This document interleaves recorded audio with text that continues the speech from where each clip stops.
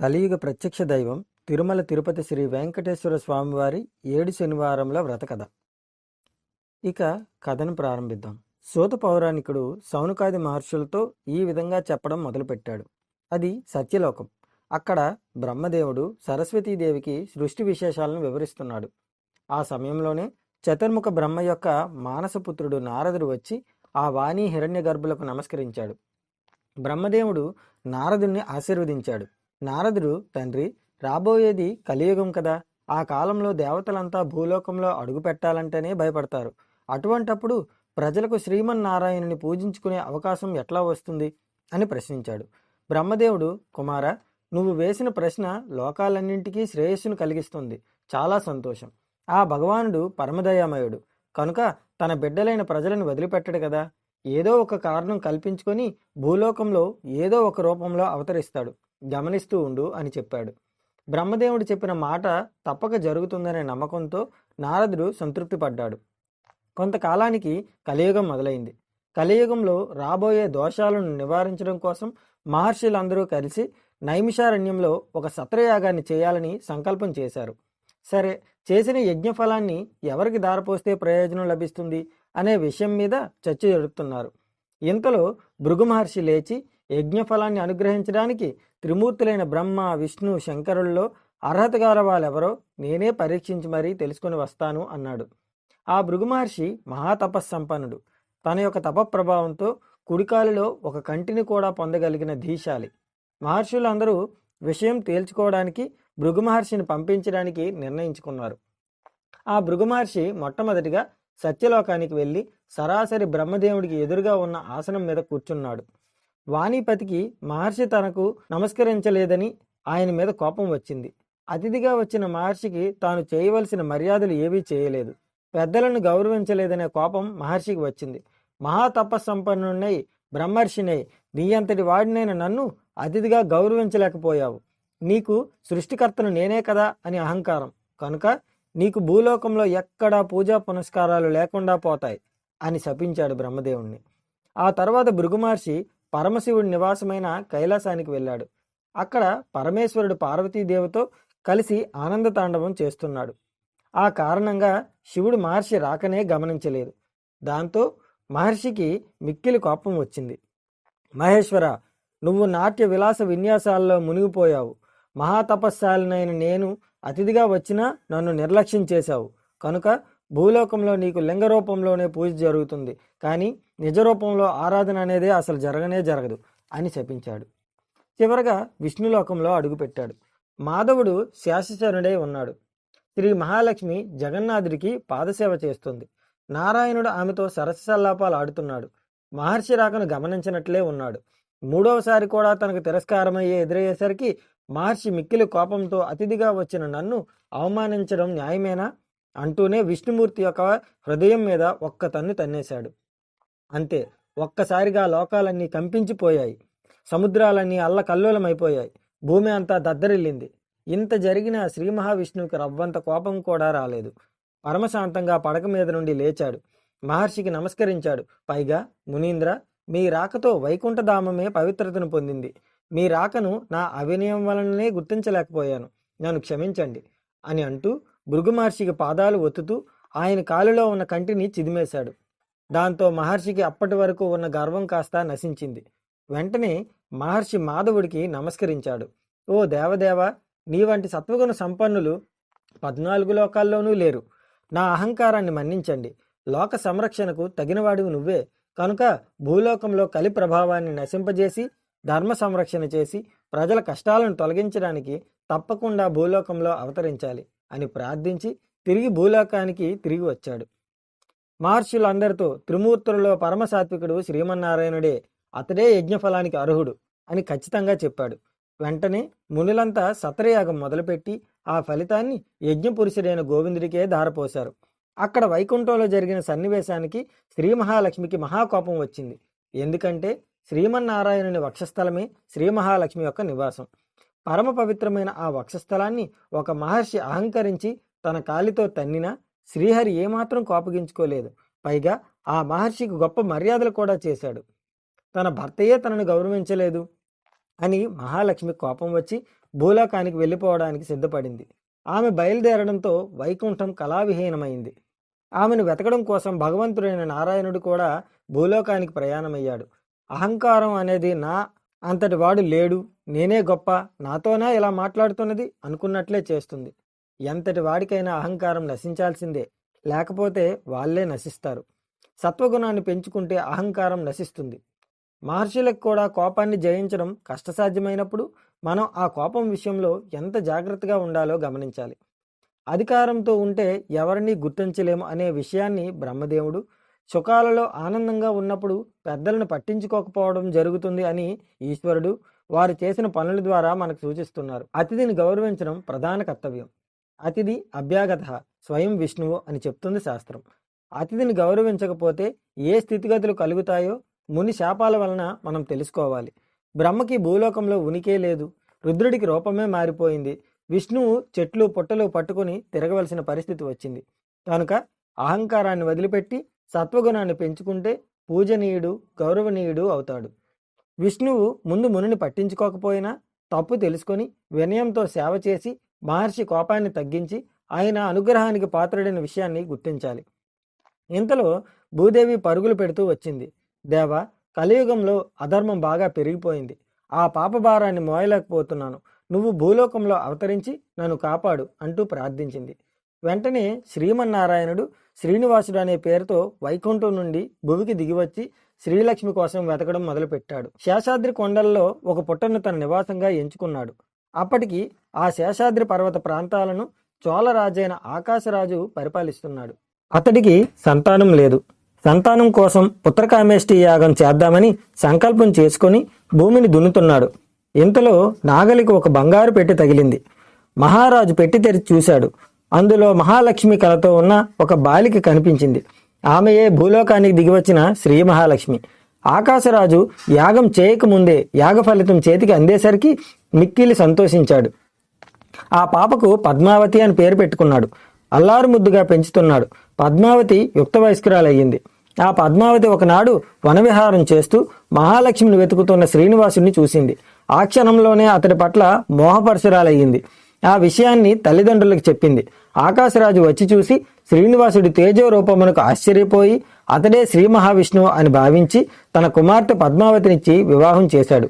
ఆకాశరాజు తర్వాత తొండమానుడు ఆ రాజ్యానికి మహారాజయ్యాడు. శ్రీనివాసుడు వెంకటేశ్వరుడు అనే పేరుతో శేషాద్రి మీదనే కలియుగం చివరి వరకు ఉండిపోవాలని నిశ్చయించుకున్నాడు. వెంటనే సాలగ్రామ శిలారూపాన్ని ధరించి శ్రీదేవి భూదేవిలతో కలిసి నివసిస్తున్నాడు. తొండమానుడు శ్రీ వెంకటేశ్వరుడి ఆలయ గోపురాలను నిర్మించాడు. ఆనాటి నుండి ఈనాటికి తనను సేవించే భక్తులకు కల్పవృక్షం వంటి వాడే కోరిన కోరికలను తీరుస్తూ శ్రీనివాసుడి భక్తులకు సంరక్షిస్తున్నాడు. బ్రహ్మదేవుడు చెప్పిన మాట ఈ విధంగా ఫలించింది. నవగ్రహాల్లో 7వ వాడు శనిదేవుడు. ఒకసారి అతడికి తనని ఎవరూ భక్తితో సేవించడం లేదని, భయంతో మాత్రమే పూజిస్తున్నారని బాధ కలిగింది. వెంటనే కలియుగ దైవమైన శ్రీ వెంకటేశ్వర స్వామిని గురించి తపస్సు చేశాడు. శ్రీనివాసుడు శనిదేవుడికి ప్రత్యక్షమయ్యాడు. శనిదేవుడు, స్వామి, నా పేరు విని వినడంతోనే ప్రజలంతా భయపడుతున్నారు. దేవతలందరినీ పూజించినట్లుగా నన్ను పూజించడం లేదు. ఇక మీదటి నుండి నాకు ప్రీతికరమైన శనివారం నాడు నన్ను ధ్యానించి ఆరాధించిన తరువాతనే నిన్ను పూజించే వాళ్ళకి సమస్త దేవతలను పూజించిన ఫలం ఆ ఒక్క రోజులోనే రావాలి అని కోరుకున్నాడు. శనిదేవుడు కోరిన వరం అతడు అన్న మాటలో విన్న శ్రీ వెంకటేశ్వరుడు చిరునవ్వు నవ్వాడు. శనైశ్వర, నీ కోరిక చాలా బాగుంది. అయినా నీకు నాకు తేడా ఏముంది చెప్పు. 6 వారాలు దాటిన తర్వాత వచ్చే 7వ వారం అంటే ఇష్టం నీకు. నేనేమో 6 కొండలు దాటినాక 7వ కొండ మీద నివాసం ఉంటాను. నువ్వు నీలపు రంగులో ఉంటావు, నేను నీలపు రంగులోనే ఉంటాను. నువ్వు శనిదేవుడివి, నేను శనిదేవుణ్ణే. శం అంటే సుఖము, నీయతే అంటే ఇతడి వలన భక్తులకు అందించబడుతుంది. నువ్వు తలచుకుంటే నీ భక్తులను మహారాజ్యాలకు అధిపతులను చేస్తావు. నేను అంతే కదా. నువ్వు 7వ గ్రహానివి, నేను 7 కొండల మీద ఉంటాను. సామాన్య మానవులకు ఈ విశేషాలు ఏమీ తెలియవు. కనుకనే నువ్వంటే భయపడుతున్నారు. నిన్ను నన్ను వేరుగా చూస్తున్నారు. నువ్వు కోరిన వరాన్ని ఇస్తున్నాను. భక్తులు ఒక శనివారం నాడు మొదలుపెట్టి 7 శనివారాల పాటు నిన్ను ముందుగా పూజించి తర్వాత నన్ను పూజిస్తూ ఒక మహావ్రతంగా చేస్తారో వాళ్ళకి నువ్వు ఇచ్చే ఫలితంతో పాటు నా సంపూర్ణమైన అనుగ్రహం కూడా లభిస్తుంది. వాళ్ళు సమస్త శనిదోషాల నుండి విముక్తులై సౌఖ్యాన్ని పొందుతారు. ఆయుర ఆరోగ్య ఐశ్వర్యాది సమస్త శ్రేయస్సులను పొందుతారు. ఇందులో ఏమీ సందేహపడనక్కర్లేదు అని వరమిచ్చాడు. సౌనకాది మహర్షులంతా సూతుడు చెప్పింది విని చాలా ఆనందించి ఈ సప్త శనివార వ్రతాన్ని చేసి శ్రీనివాసుడి అనుగ్రహం పొందిన వారి గురించి చెప్పు అని అడిగారు. సూత మహర్షి చెప్పడం మొదలుపెట్టాడు. ఇది ఒక కుమ్మరివాని నిశ్చల భక్తికి చిహ్నం. కుమ్మరివాడి భక్తికి శ్రీ వెంకటేశ్వరుని అనుగ్రహం చేత తిరుపతికి దగ్గరలో ఉన్న పల్లెలో జరిగిన ఒక సంఘటనను బట్టి మనం గ్రహించవచ్చు. తిరుపతికి దగ్గరలో ఒక పల్లె ఉన్నది. ఆ ఊరిలో ఒక కుమ్మరివాడు ఉన్నాడు. అతడు చాలా పేదవాడు. కొండలను తయారు చేసి వాటిని అమ్ముకొని జీవించేవాడు. అతడికి శ్రీ వెంకటేశ్వరునిపై భక్తి మెండుగా ఉన్నది. చాలా కాలంగా దేవుడికి పూజించాలని ఉన్నా కుటుంబ పరిస్థితిని బట్టి అతడికి అవకాశం లభించేది కాదు. అందుకని తాను సారిపై కొండలను తయారు చేసే ప్రదేశంలోనే శ్రీ వెంకటేశ్వర స్వామి ప్రతిమను ఏర్పాటు చేసుకున్నాడు. సారి మీద కొండలను తయారు చేసేటప్పుడు తన చేతికి అంటిన మట్టిని పువ్వుగా తయారు చేసి భక్తితో స్వామివారి ప్రతిమ యొక్క పాదాల దగ్గర పెట్టేవాడు. ఆ విధంగా అక్కడ పనిచేసినంత కాలం అతడి చేతిలో అంటిన మట్టిని పువ్వులుగా చేసి స్వామివారి ప్రతిమ దగ్గర పెట్టడం అతడికి నిత్యకృత్యమైంది. ఆ ప్రాంతాన్ని పరిపాలించే మహారాజు భక్తి కలవాడే. అతడు ప్రతిరోజు వెంకటాచలానికి వెళ్లి స్వామివారిని బంగారు పూలతో అర్చించేవాడు. కానీ ప్రతిరోజు అతడు అర్చించిన బంగారు పూలకు బదులుగా అక్కడ మట్టి పువ్వులు ఉండేవి. తొండమానుడు ఈ విషయాన్ని గమనించాడు. తాను పెట్టిన బంగారు పూల స్థానంలో మట్టి పువ్వులు ఎందుకు ఎలా ఉంటున్నాయో ఎవరు పెడుతున్నారో మహారాజుకి అంతుపట్టలేదు. అర్చకులే తాను పెట్టిన బంగారు పుష్పాలను తీసి మట్టి పూలను పెడుతున్నారేమో అని అనుమానించాడు. అసలు విషయం తెలుసుకోవడం కోసమని తన భటులను కాపలా పెట్టాడు. రాజు ఎన్ని విధాలుగా ప్రయత్నించినా బంగారు పూల స్థానంలో మట్టి పువ్వులే స్వామివారి దగ్గర ఉండేవి. మహారాజుకి ఆ విషయం మీద మానసిక వ్యధ పెరిగింది. చింతతో పీడింపబడుతున్న మహారాజుకి శ్రీ వెంకటేశ్వరుడు కలలో కనిపించాడు. రాజా, ఇక్కడికి దగ్గరలో భీముడు అనే కుమ్మరి ఒకడు ఉన్నాడు. అతడు కొండలను చేస్తూ కూడా నన్ను నిత్యము ధ్యానిస్తున్న మూఢ భక్తుడు. ఎటువంటి స్థితిలోనూ నన్ను తలుచుకోవడం గాని ధ్యానించడం గాని మారని మహాభక్తుడు అతడు. అతడి యొక్క భక్తి ప్రభావంతోనే అతడు అక్కడ పెట్టిన మట్టి పూలు ఇక్కడ నా సన్నిధానానికి వస్తున్నాయి. నువ్వు పెట్టిన బంగారు పూలు అతడు పెట్టిన పూల ముందు నిలవలేక అదృశ్యమైపోతున్నాయి. భక్తిలో అతడు నీకంటే ఉత్తముడు, విచారించుకు అని చెప్పి రాజుని ఊరడించాడు. మహారాజుకి తన కలలో వెంకటేశ్వరుడు చెప్పిన మాటలు మనసులో ముద్రపడినాయి. తన కలను స్వామివారి మాటలను పరిశీలించుకోవడానికి వెంకటాచలానికి దగ్గరలో ఉన్న పల్లెలో భటులతో కలిసి తిరుగుతున్నాడు. ఒక పల్లెలో సారి మీద కొండలను పెట్టి తిప్పుతూ చేతికి అంటిన మట్టిని పువ్వుగా చేసి తన దగ్గరలో ఉన్న శ్రీ వెంకటేశ్వరుని ప్రతిమ దగ్గర పడేటట్లుగా నేర్పుగా విసురుతూ కొండలను చేస్తున్న భీముణ్ణి చూశాడు మహారాజు. మహారాజు మిక్కిలి ఆశ్చర్యపోయాడు. రాజు భీముడి దగ్గరికి వెళ్ళి, నువ్వు స్వామిని మట్టి పూలతో పూజిస్తున్నావెందుకు? నీకు పూజకి పూలు దొరకడం లేదా? నువ్వు సారిని తిప్పుతూ వచ్చిన మట్టిని పువ్వుగా చేసి స్వామివారి దగ్గర పడే విధంగా విసరడం విచిత్రంగా ఉంది. నీ ఉద్దేశాన్ని వివరంగా చెప్పు అని అడిగాడు. భీముడు రాజుకు నమస్కరించి, మీ వంటి వారు రావడం వల్లనే నా ఇల్లు పవిత్రమైంది. నేను ఏమీ చదువుకోని మూర్ఖుణ్ణి, స్వామిని ఏ విధంగా పూజించాలో కూడా తెలియని వాడిని. నేను పరమ దరిద్రుణ్ణి. కొండల్ని చేయనిదే నా కుటుంబాన్ని పోషించుకోవడం గడవదు. కనుక నేను ఉదయం నుండి సాయంకాలం వరకు కొండలను చేయక తప్పదు. కాబట్టి నేను తీరిక లేక ఈ విధంగా చేస్తున్నాను. నన్ను క్షమించండి. నేను శ్రీ వెంకటేశ్వర స్వామివారినే నమ్మిన వాడిని. చేతికి అంటిన మట్టినే పువ్వుగా చేసి ఈ ప్రకారంగా స్వామివారికి సమర్పించుకుంటూ స్వామిని తలుచుకుంటూ సారి దగ్గర నుండి లేవలేని స్థితిలో ఉండడం వల్లనే ఈ విధంగా మట్టి పూలను స్వామివారి దగ్గర పడే విధంగా విసురుతున్నాను అంటూ భయభక్తులతో వినయపూర్వకంగా మహారాజుకి తన పరిస్థితిని వివరించాడు. కొమ్మరివాడి మాటలు విన్న రాజు మిక్కిలి ఆశ్చర్యపోయాడు. కొమ్మరివాడి భక్తికి మెచ్చుకొని అతడికి ధనమును ఇచ్చి తన రాజ్యానికి తిరిగి వెళ్ళాడు తొండమాన మహారాజు. ఆ తరువాత కొంతకాలానికి భీముడు మరణించి స్వర్గానికి చేరుకున్నాడు. శ్రీ వెంకటేశ్వరుడు భీముడు భక్తికి మెచ్చుకొని మహారాజు కల్లో కనిపించి, నాకు ఇక నుండి ప్రసాదాలను మట్టి పాత్రలతోనే నివేదన చేయించమని చెప్పాడు.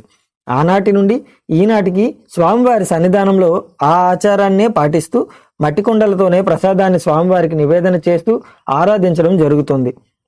కనుక మనం గ్రహించాల్సింది ఏమిటంటే, భగవంతుణ్ణి ఆరాధించడానికి ప్రధానంగా ఉండవలసింది కావలసింది భక్తి మాత్రమే. భక్తికి మాత్రమే భగవంతుడు వశుడై ఉంటాడు. తొండమానుడు నేను అతి విలువైన బంగారు పూలతో పూజిస్తున్నాను అనుకున్నాడు, కానీ నేను మహారాజుని అనే విషయం పక్కన పెట్టలేకపోయాడు.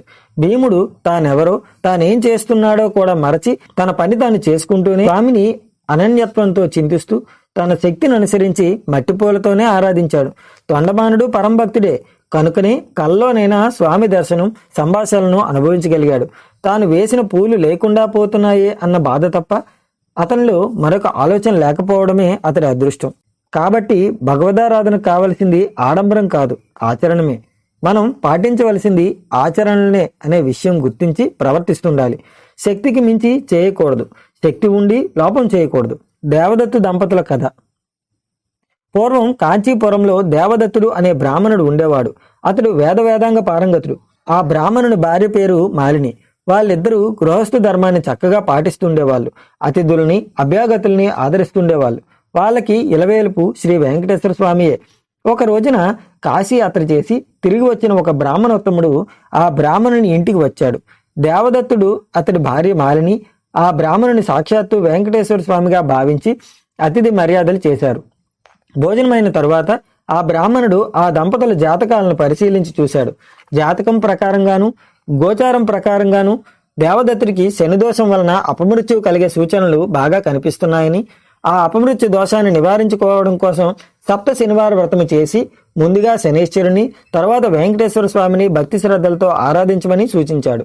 అమ్మ, నువ్వు శ్రద్ధతో నీ భర్తతో కలిసి శనివార వ్రతం చేయాలని, నీ భర్తని ఆ వ్రతం చేయడానికి నువ్వే ప్రోత్సహించాలని, తద్వారా నీ సౌభాగ్యాన్ని నిలుపుకోవాలి అని హెచ్చరించాడు. సప్త శనివార వ్రతాన్ని కూడా ఆ దంపతులకు వివరంగా బోధించి మరీ సెలవు తీసుకుని వెళ్ళాడు. దేవదత్తుడికి తారాబలం చంద్రబలం సరిపోయిన ఒక మంచి శుభదినాన ఆ బ్రాహ్మణ దంపతులిద్దరూ బ్రహ్మముహూర్తంలో తెల్లవారుజామున 4 గంటలకు లేచి స్నాన ధ్యానాదులను నిర్వర్తించుకొని ఇంటిలో ఈశాన్య భాగంలో పూజాపీఠాన్ని ఏర్పాటు చేసుకున్నారు. మండపాన్ని వేసి శ్రీ వెంకటేశ్వరుని చిత్రపటాన్ని పెట్టి పూజా సామాగ్రిని, నివేదన చేయవలసిన పదార్థాలను సిద్ధం చేసుకున్నారు. అంటే ఉదయం పూట కొబ్బరికాయలు, అరటిపళ్ళు, నల్లద్రాక్ష పళ్ళు, 7 చిమ్మిలి ఉండలు సిద్ధం చేసుకోవాలి. సాయంకాలం దాకా ఉపవాసం ఉండాలి. సాయంకాలం పళ్ళు కాయలతో పాటు 7 లడ్డూలు కూడా నైవేద్యానికి సిద్ధం చేసుకోవాలి. సాయంకాలం కూడా పూజ చేసుకుని ఒక బ్రాహ్మణుని పిలిచి ఆయనకు భోజనం పెట్టి ఆ తర్వాత వారు భుజించాలి. అలా మొదటి రోజు వ్రతాన్ని యథావిధిగా నిర్వర్తించారు. ఆ విధంగా వరుసగా వాళ్ళు 7 శనివారాల పాటు వ్రతాన్ని భక్తి శ్రద్ధలతో నిర్వహించారు. 7వ శనివారం వ్రతం పరిసమాప్తి చేసి భోజనం చేసి కొంతసేపు శ్రీ వెంకటేశ్వర స్వామి వారి మహిమలను వర్ణించుకుంటూ కాలాన్ని గడిపి ఏ మధ్యరాత్రికో కాస్త నిద్రపోయారు. ఆ దంపతుల భక్తి శ్రద్ధలకు పూజా విశేషాలకు ప్రసన్నుడైన శ్రీ వెంకటేశ్వరుడు మాలినీదేవి కల్లో సాక్షాత్కరించి, ఓ పరమసాధ్వి, మీ దంపతులిద్దరూ శ్రద్ధాభక్తులతో నన్ను 7 శనివారాల పాటు పూజ చేశారు. నాకు చాలా సంతృప్తి కలిగింది. ఆ వ్రత ప్రభావం వలన నీ భర్తకు గల శనైశ్చర దోషం, అపమృత్యు భయం కూడా తొలగిపోయినాయి. అతడికి రాబోయే జన్మలోని ఆయుర్దాయాన్ని ఈ జన్మలోనికి తీసుకుని వచ్చి ఇతడిని సంపూర్ణమైన ఆయుర్దాయం కలవాడిని చేశాను. మీరిద్దరూ సుఖశాంతులతో ఆనందంగా 100 సంవత్సరాలు జీవిస్తూ ధర్మార్థ కామ మోక్షాలనే 4 పురుషార్థాలను సాధించుకుంటూ మీ మానవ జీవితాన్ని సార్థకం చేసుకోండి అని ఆశీర్వదించి అదృశ్యమైనాడు. వెంటనే ఆమె లేచి భర్తను కూడా లేపి తనకు వచ్చిన కలను పూర్తిగా వివరించింది. ఆ బ్రాహ్మణుడు కూడా మిక్కిలి సంతోషించి భార్యను అభినందించాడు. ఒకనాటి శుభముహూర్తంలో ఆ దంపతులిద్దరూ శ్రీ వెంకటేశ్వరుని దర్శనం కోసం తిరుపతి కొండకు వెళ్లి మొక్కులు తీర్చుకుని ఆ స్వామిని మనసారా స్తోత్రం చేసి ప్రసాదం స్వీకరించి తిరిగి వచ్చారు. ఇంటికి వచ్చాక బ్రాహ్మణులను పిలిచి అన్నసంతర్పణ చేసి వారి ఆశీర్వచనాలను కూడా తీసుకున్నారు. జీవితాంతం యథాశక్తిగా శ్రీ వెంకటేశ్వర స్వామి సేవ చేస్తూ చివరికి శ్రీ స్వామివారి సాన్నిధ్యాన్ని పొందారు. కలియుగంలో శ్రీ వెంకటేశ్వరుని మించిన ఆరాధ్య దైవం లేడు. ఈ శనివార వ్రతంతో ఆ స్వామిని ఆరాధించిన వాళ్ళకి శని దోషాలు తొలగిపోయి స్వామి అనుగ్రహం కూడా లభిస్తుందని సూత మహాముని సౌనకాది మహర్షులకు వివరించారు. మహర్షులంతా విని ఆనందించారు. కలియుగంలో శ్రీ వెంకటేశ్వరుడు ప్రత్యక్ష దైవము. భక్తి శ్రద్ధలతో శ్రీ స్వామివారిని ఆరాధించిన వాళ్ళకి వ్యాపార లోకాలలో భోగభాగ్యాలు కలుగుతాయి. శ్రీ స్వామివారికి మిక్కిలి ఇష్టమైన ఈ శనివార వ్రతాన్ని చేసిన వాళ్ళకి కష్టములు తొలగిపోతాయి, గ్రహబాధలు నశిస్తాయి, సంపదలు భోగములు కలుగుతాయి. ఈ వ్రతం చేసిన వాళ్ళకి వాళ్ళ కుటుంబానికి సమస్త శుభములు కలుగుతాయి. శనివార వ్రతం చేసిన వాళ్ళకి అసాధ్యమనేదే ఉండదు. ఈ కలియుగంలో శనివార వ్రతం మానవులందరికీ కల్పవృక్షంతో సమానమైనది. శనివార వ్రతాన్ని చేసి స్వామివారిని అర్చించి స్తోత్రం చేసి ఈ కథను చదువుకున్న వాళ్ళే ధన్యులు. శ్రీ వెంకటేశ్వర స్వామి సర్వదేవతా స్వరూపుడే. ఆయనను ఆరాధిస్తే సమస్త దేవతలు సంతోషించినట్లే. స్వామి ఆరాధనలో వస్తు సామాగ్రి, మన సంపద, ఆడంబరము మొదలైన వాటికంటే మన మనసులో ఉండే భక్తి శ్రద్ధలే ముఖ్యమైనవి అని మనం గుర్తించి వ్యవహరించాలి. కనుక మనమందరము మన శక్తిని అనుసరించి శనివార వ్రతాన్ని ఆచరించి శ్రీ వెంకటేశ్వరుని అనుగ్రహాన్ని పొందడానికి ప్రయత్నం చేద్దాం, చేసి తరిద్దాం. ఓం నమో శ్రీ వెంకటేశాయ.